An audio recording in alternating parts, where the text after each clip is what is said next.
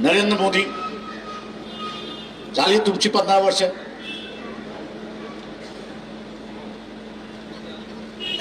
तुमचे सगळे गुलाम आहेत याची मला जाणीव आहे. पण एप्रिल पर्यंत थांबा.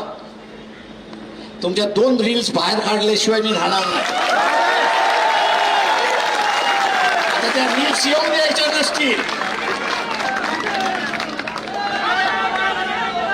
त्या रील्स येऊन द्यायच्या नसतील. त्या रील्स येऊन द्यायच्या नसतील. त्या रील्स येऊ द्यायच्या नसतील तर खुर्ची खाली करा. टेन्शन थांबा. आमच्या पुढे 2च मार्ग आहेत.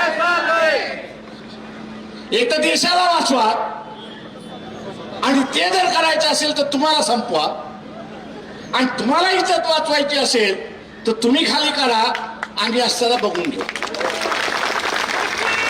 मी इथल्या बीजेपी वाल्यांना सांगतोय की आम्ही तुमचा राजीनामा नाही मागत. सत्ता ही तुमचीच राहणार आहे. का लोकांनी तुम्हाला 5 वर्षासाठी निवडून दिले. तुम्ही काही निवडणूक घेणार नाही. तुम्ही काही निवडणूक घेणार नाही. त्याच्यामुळे सत्ता तुमचीच राहील. फक्त ती सत्ता राहत असताना भारताचं सार्वभौम ही कायम राहिलं पाहिजे. आणि त्यासाठी तुम्हाला नरेंद्र मोदी याची बळी हा द्यावाच लागणार.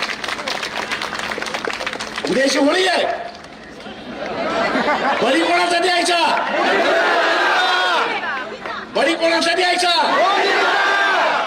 जेव्हा आपण उद्या द्या एवढं आवाहन करतो आणि आपली रजा घेतो.